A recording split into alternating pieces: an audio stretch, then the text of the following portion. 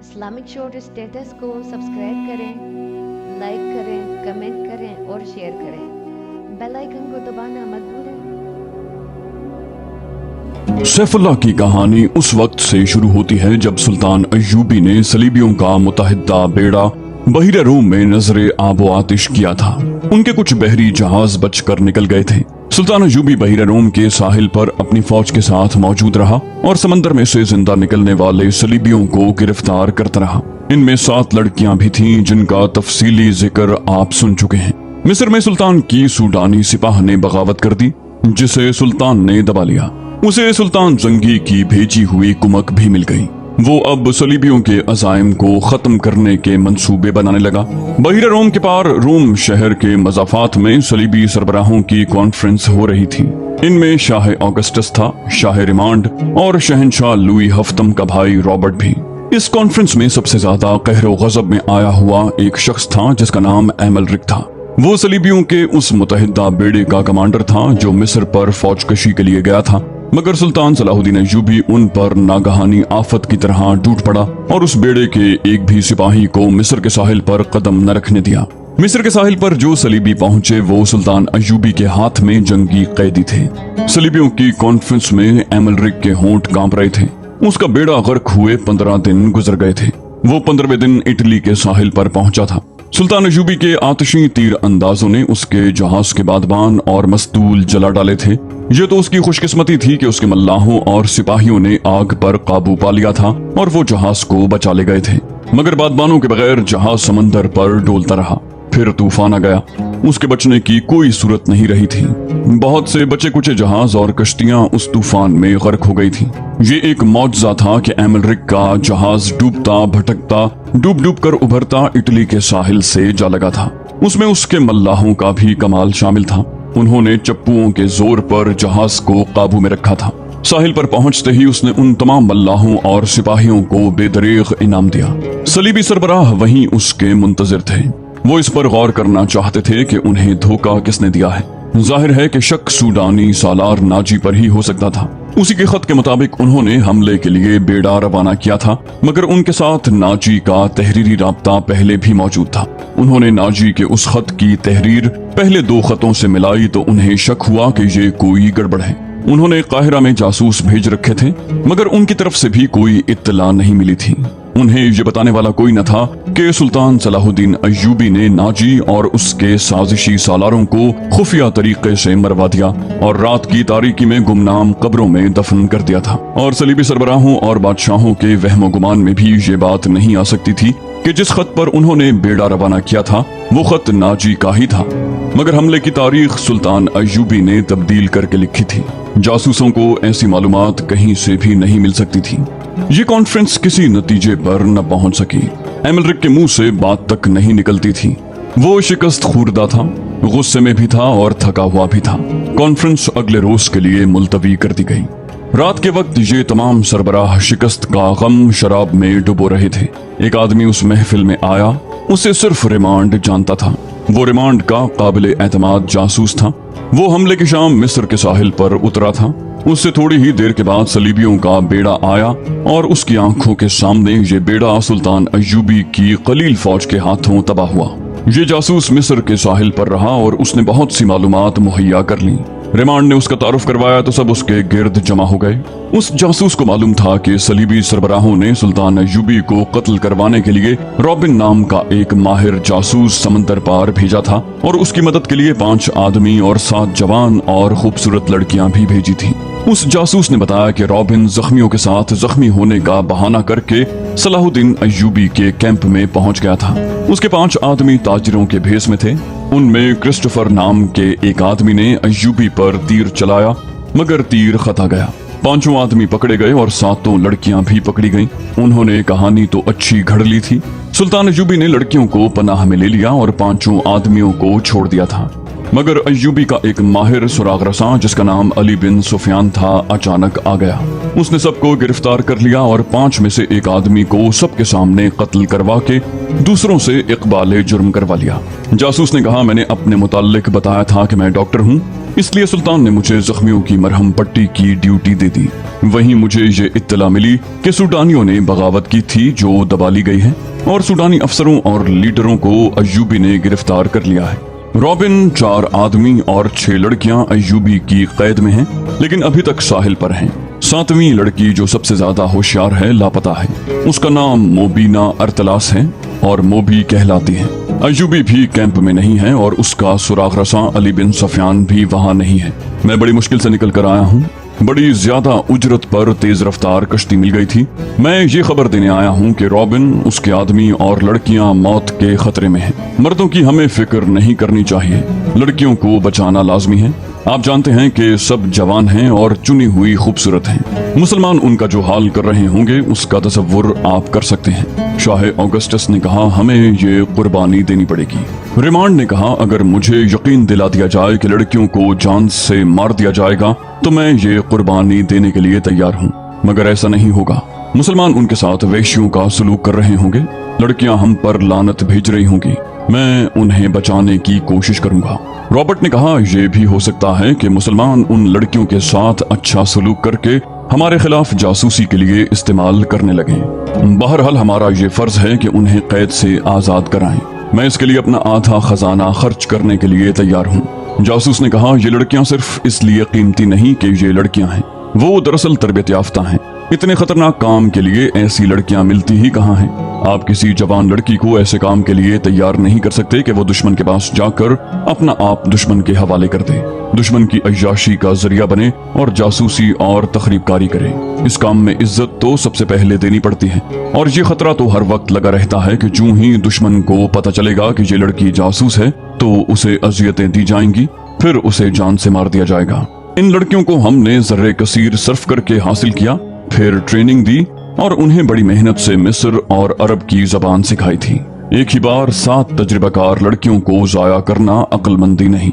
Augustus ने पूछा, क्या तुम एतमाद से कह सकते हो कि लड़कियों को अय्यूबी के कैंप से निकाला जा सकता है? जासूस ने कहा, जी हाँ, निकाला जा सकता है। इसके लिए गैर मामूली तौर पर दलेर और पुख्ताकार आदमियों की जरूरत है, मगर यह भी हो सकता है कि वो 1-2 दिनों तक रॉबिन, उसके 4 आदमियों और लड़कियों को काहिरा ले जाएं। वहां से उन्हें निकालना बहुत ही मुश्किल होगा। अगर हम वक्त जाया न करें तो हम उन्हें कैंप में ही जा लेंगे। आप मुझे 20 आदमी दे दें, मैं उनकी रहनुमाई करूंगा, लेकिन आदमी ऐसे हों जो जान पर खेलना जानते हों। एमलरिक ने गरज कर कहा, हमें हर कीमत पर उन लड़कियों को वापस लाना है। उस पर बहीरा रूम में जो बीती थी उसका वो इंतकाम लेने को पागल हुआ जा रहा था। वो सलीबियों के मुतहिदा बेड़े और उस बेड़े में सवार लश्कर का सुप्रीम कमांडर बनकर इस उम्मीद पर गया था कि मिस्र की फतह का सेहरा उसके सर बंधेगा, मगर सलाहुद्दीन अय्यूबी ने उसे मिस्र के साहिल के करीब भी न जाने दिया। वो जलते हुए जहाज में जिंदा जल जाने से बचा तो तूफान ने घेर लिया। अब बात करते उसके होंठ कांपते थे और वो ज्यादातर बातें मेज पर मुक्के मारकर या अपनी रान पर जोर जोर से हाथ मारकर अपने जज्बात का इजहार करता था। उसने कहा, मैं लड़कियों को भी लाऊंगा और सलाहुद्दीन को कत्ल भी करवाऊंगा। मैं इन्हीं लड़कियों को मुसलमानों की सल्तनत की जड़ें खोखली करने के लिए इस्तेमाल करूंगा। रिमांड ने कहा, मैं सच्चे दिल से आपकी तायद करता हूँ शाह एमलरिक। हमें तरबियत याफ्ता लड़कियों को इतनी आसानी से जाया नहीं करना चाहिए और ना ही हम करेंगे। आप सबको अच्छी तरह मालूम है कि शाम के हरमों में हम कितनी लड़कियां दाखिल कर चुके हैं। कई मुसलमान गवर्नर और अमीर इन लड़कियों के हाथों में खेल रहे हैं। बगदाद में ये लड़कियां उमरा के हाथों ऐसे मुतअद्दिद अफराद को कत्ल करवा चुकी हैं जो सलीब के खिलाफ नारा लेकर उठे थे। मुसलमानों की खिलाफत को हमने औरत और शराब से 3 हिस्सों में तकसीम कर दिया है। इनमें इत्तेहाद नहीं रहा। वो ऐशो इशरत में गर्क होते जा रहे हैं। सिर्फ 2 आदमी हैं जो अगर जिंदा रहे तो हमारे लिए मुस्तकिल खतरा बने रहेंगे, एक नूरुद्दीन जंगी और दूसरा सलाहुद्दीन अय्यूबी। अगर इन दोनों में से एक भी ज्यादा देर तक जिंदा रहा तो हमारे लिए इस्लाम को खत्म करना आसान नहीं होगा। अगर सलाहुद्दीन ने सूडानियों की बगावत दबा ली है तो इसका मतलब यह है कि ये शख्स उस हद से ज्यादा खतरनाक है जिस हद तक हम इसे समझते रहे हैं। हमें मैदान जंग से हटकर तखरीबकारी का महाज भी खोलना पड़ेगा। मुसलमानों में तफरका और बेइत्मीनानी फैलाने के लिए हमें इन लड़कियों की जरूरत है। लुई हफ्तम के भाई रॉबर्ट ने कहा, हमें अपने कामयाब तजुर्बों से फायदा उठाना चाहिए। अरब में हम मुसलमानों की कमजोरियों से फायदा उठा चुके हैं। मुसलमान औरत, शराब और दौलत से अंधा हो जाता है। مسلمان کو مارنے کا بہترین طریقہ یہ ہے کہ اسے مسلمانوں کے ہاتھوں مرواؤ۔ مسلمان کو ذہنی عیاشی کا سامان مہیا کر دو تو وہ اپنے دین اور ایمان سے دستبردار ہو جاتا ہے۔ تم مسلمان کا ایمان آسانی سے خرید سکتے ہو۔ اس نے عرب کے کئی امراء اور وزراء کی مثالیں دیں جنہیں صلیبیوں نے عورت، شراب اور دولت سے خرید لیا تھا اور انہیں اپنا درپردہ دوست بنا لیا تھا۔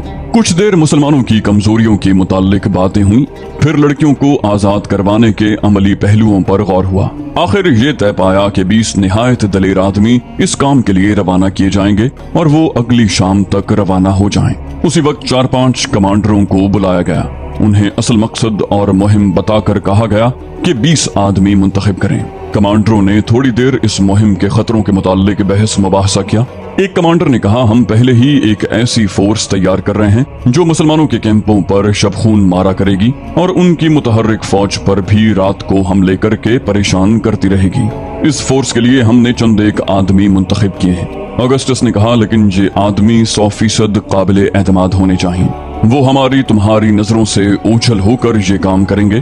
یہ بھی ہو سکتا ہے کہ وہ کچھ بھی نہ کریں اور واپس آ کر کہیں کہ وہ بہت کچھ کر کے آئے ہیں۔ ایک کمانڈر نے کہا، آپ یہ سن کر حیران ہوں گے کہ ہماری فوج میں ایسے سپاہی بھی ہیں جنہیں ہم نے جیل خانوں سے حاصل کیا ہے۔ یہ ڈاکو، چور اور رہزن تھے۔ انہیں بڑی بڑی لمبی سزائیں دی گئی تھیں۔ انہیں جیل خانوں میں مرنا ہی تھا۔ ہم نے ان سے بات کی تو وہ جوش و خروش سے فوج میں آ گئے۔ آپ کو شاید یہ معلوم کر کے بھی حیرت ہو کہ ناکام حملے میں ان سزا یافتہ مجرموں نے بڑی بہادری سے کئی جہاز بچائے ہیں۔ میں لڑکیوں کو مسلمانوں سے آزاد کروانے کی مہم میں ایسے 3 آدمی بھیجوں گا۔ مورخوں نے لکھا ہے کہ مسلمانوں میں عیش و عشرت کا رجحان بڑھ گیا اور اتحاد ختم ہو رہا تھا۔ عیسائیوں نے مسلمانوں کو اخلاقی تباہی تک پہنچانے میں ذہنی عیاشی کا ہر سامان مہیا کیا۔ اب انہیں یہ توقع تھی کہ مسلمانوں کو ایک ہی حملے میں ختم کر دیں گے۔ چنانچہ ان کے خلاف عیسائی دنیا میں نفرت کی طوفانی مہم چلائی گئی اور ہر کسی کو اسلام کے خلاف جنگ میں شریک ہونے کی دعوت دی گئی۔ اس کے جواب میں معاشرے کے ہر شعبے کے لوگ صلیبی لشکر میں شامل ہونے لگے۔ ان میں پادری بھی شامل ہوئے اور عادی مجرم بھی گناہوں سے توبہ کر کے مسلمانوں کے خلاف مسلح ہو گئے۔ بعض ملکوں کے جیل خانوں میں جو مجرم لمبی قید کی سزائیں بھگت رہے تھے وہ بھی فوج میں بھرتی ہو گئے۔ ان مجرموں کے متعلق عیسائیوں کا تجربہ غالباً اچھا تھا، جس کے پیش نظر ایک کمانڈر نے لڑکیوں کو آزاد کروانے اور صلاح الدین کو قتل کرنے کے لیے قیدی مجرموں کا انتخاب کیا تھا۔ صبح تک 20 انتہائی دلیر اور ذہین آدمی چن لیے گئے۔ ان میں میگنانا ماریوس بھی تھا، جسے روم کے جیل خانے سے لایا گیا تھا۔ اس جاسوس کو جو ڈاکٹر کے بہروپ میں سلطان ایوبی کے کیمپ میں رہا اور فرار ہو آیا تھا، اس کمانڈو پارٹی کا کمانڈر اور گائیڈ مقرر کیا گیا۔ اس پارٹی کو یہ مشن دیا گیا کہ لڑکیوں کو مسلمانوں کی قید سے نکالنا ہے۔ اگر رابن اور اس کے 4 ساتھیوں کو بھی آزاد کروایا جا سکے تو کروا لینا، ورنہ ان کے لیے کوئی خطرہ مول لینے کی ضرورت نہیں۔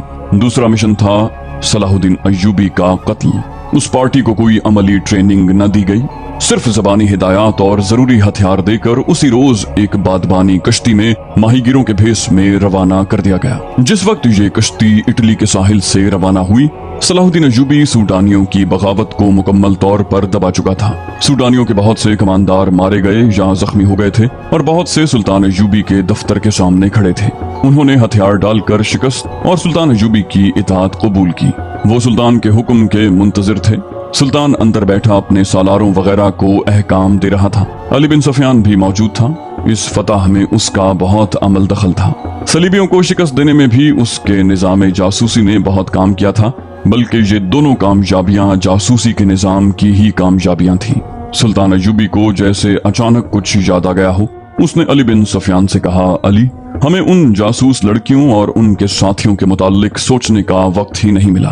وہ ابھی تک ساحل پر قیدی کیمپ میں ہیں۔ ان سب کو فوراً یہاں لانے کا بندوبست کرو اور تہہ خانے میں ڈال دو۔ علی بن سفیان نے کہا، میں ابھی پیغام بھجواتا ہوں۔ ان سب کو یہاں پہرے میں بلوا لیتا ہوں۔ سلطان، آپ شاید 7ویں لڑکی کو بھول گئے ہیں۔ وہ سوڈانیوں کے ایک کماندار بالیان کے پاس تھی۔ اسی لڑکی سے جاسوسوں اور بغاوت کا انکشاف ہوا تھا۔ میں دیکھ رہا ہوں کہ بالیان ان کمانداروں میں نہیں ہے جو باہر موجود ہیں، اور وہ زخمیوں میں بھی نہیں ہے، اور وہ مرے ہوں میں بھی نہیں ہے۔ مجھے شک ہے کہ 7ویں لڑکی، جس کا نام فخر المصری نے موبی بتایا تھا، بالیان کے ساتھ کہیں روپوش ہو گئی ہے۔ سلطان ایوبی نے کہا، اپنا شک رفع کرو علی، यहाँ मुझे अब तुम्हारी जरूरत नहीं है। बालियान लापता है तो वो बहिरा रोम की तरफ निकल गया होगा। सलीबियों के सिवा उसे और कौन पनाह दे सकता है। बहरहाल उन जासूसों को तय खाने में डालो और अपने जासूस फौरन तैयार करके समंदर पार भेज दो। एक सालार ने कहा, ज्यादा जरूरी तो ये है कि अपने जासूस अपने ही मुल्क में फैला दिए जाएं। ये मशवरा देने वाला सुल्तान नूरुद्दीन जंगी की भेजी हुई फौज का सालार था। उसने कहा, हमें सलीबियों की तरफ से उतना खतरा नहीं जितना अपने मुसलमान उमरा से है। अपने जासूस उनके हरमों में दाखिल कर दिए जाएं तो बहुत सी साजिशें बेनकाब हो जाएंगी।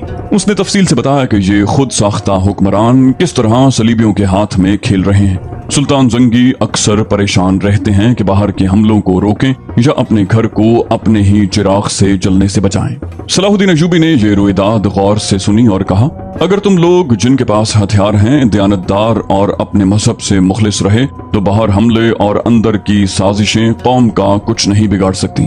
तुम अपनी नजर सरहदों से दूर आगे ले जाओ। सल्तनत इस्लामिया की कोई सरहद नहीं। तुमने जिस रोज अपने आप को और खुदा के इस अजीम मजहब इस्लाम को सरहदों में पाबंद कर लिया, उस रोज से यूं समझो कि तुम अपने ही कैद खाने में कैद हो जाओगे। फिर तुम्हारी सरहदें सुकड़ने लगेंगी। अपनी नजरें बहिरा रोम से आगे ले जाओ। समंदर तुम्हारा रास्ता नहीं रोक सकते। घर के चिरागों से न डरो, ये तो एक फूंक से गुल हो जाएंगे। इनकी जगह हम ईमान के चिराग रोशन करेंगे। सालार ने कहा, हमें उम्मीद है कि हम ईमान फरोशी को रोक लेंगे सुल्तान मोहतरम। हम मायूस नहीं हैं। सुल्तान अय्यूबी ने कहा, सिर्फ 2 लानतों से बचो मेरे अजीज रफीको, मायूसी और ज़हनी अय्याशी। इंसान पहले मायूस होता है, फिर ज़हनी अय्याशी के जरिए राह फरार इख्तियार करता है। इस दौरान अली बिन सुफियान जा चुका था। उसने फौरन एक कासिद बहिरा रोम के कैंप की तरफ इस पैगाम के साथ रवाना कर दिया कि रॉबिन उसके 4 साथियों और लड़कियों को घोड़ों या ऊंटों पर सवार करके 20 मुहाफिजों के पहरे में दारुल हुकूमत की तरफ भेज दो। कासिद को रवाना करके उसने अपने साथ 6-7 सिपाही लिए और कमांदार बालियान की तलाश में निकल गया। उसने उन सूडानी कमांदारों से जो बाहर बैठे थे बालियान के मुतालिक पूछ लिया था। सबने कहा था कि उसे लड़ाई में कहीं भी नहीं देखा गया था और न ही वो उस फौज के साथ गया था जो बहिरा रोम की तरफ सुल्तान की फौज पर हमला करने के लिए भेजी गई थी। अली बिन सुफियान बालियान के घर गया तो वहां उसकी 2 बूढ़ी खादिमाओं के सिवा और कोई न था। उन्होंने बताया कि बालियान के घर में 5 लड़कियां थीं। उनमें जिसकी उम्र जरा ज्यादा हो जाती थी उसे वो गायब कर देता और उसकी जगह जवान लड़की ले आता। इन खादिमाओं ने बताया कि बगावत से पहले उसके पास एक फिरंगी लड़की आई थी जो गैर मामूली तौर पर खूबसूरत और होशियार थी। बालियान उसका गुलाम हो गया था। बगावत के एक रोज के बाद जब सूडानियों ने हथियार डाल दिए तो बालियान रात के वक्त घोड़े पर सवार हुआ, दूसरे घोड़े पर उस फिरंगी लड़की को सवार किया और मालूम नहीं दोनों कहां रवाना हो गए। उनके हमरा 7 घुड़सवार थे। हरम की लड़कियों के मुतालिक बूढ़ियों ने बताया कि वो घर में जो हाथ लगा उठाकर चली गईं। अली बिन सुफियान वहां से वापस हुआ तो एक घोड़ा सरपट दौड़ता आया और अली बिन सुफियान के सामने रुका। उस पर फखरुल मिस्री सवार था। कूदकर घोड़े से उतरा और हाँफती कांपती आवाज में बोला, मैं आपके पीछे आया हूँ। मैं भी उसी बदबख्त बालियान और उस काफिर लड़की को ढूंढ रहा था। मैं उनसे इंतकाम लूंगा। जब तक उन दोनों को अपने हाथों कत्ल नहीं कर लूंगा मुझे चैन नहीं आएगा। मैं जानता हूँ वो किधर हैं। मैंने उनका पीछा किया है, लेकिन उनके हमरा 7 मुसल्ला मुहाफिज हैं और मैं अकेला था। वो बहिरा रोम की तरफ जा रहे हैं मगर आम रास्ते से हट कर जा रहे हैं। उसने अली बिन सुफियान के घुटनों पर हाथ रख कर कहा, खुदा के लिए मुझे सिर्फ 4 सिपाही दे दें। मैं उनके ताक़ुब में जाऊंगा और उन्हें खत्म करके आऊंगा। अली बिन सुफियान ने उसे इस वादे से ठंडा किया कि वो उसे 4 की बजाय 20 सवार देगा। वो साहिल से आगे इतनी जल्दी नहीं जा सकते। मेरे साथ रहो। अली बिन सुफियान मुतमईन हो गया कि ये तो पता चल गया है कि वो किस तरफ गए हैं।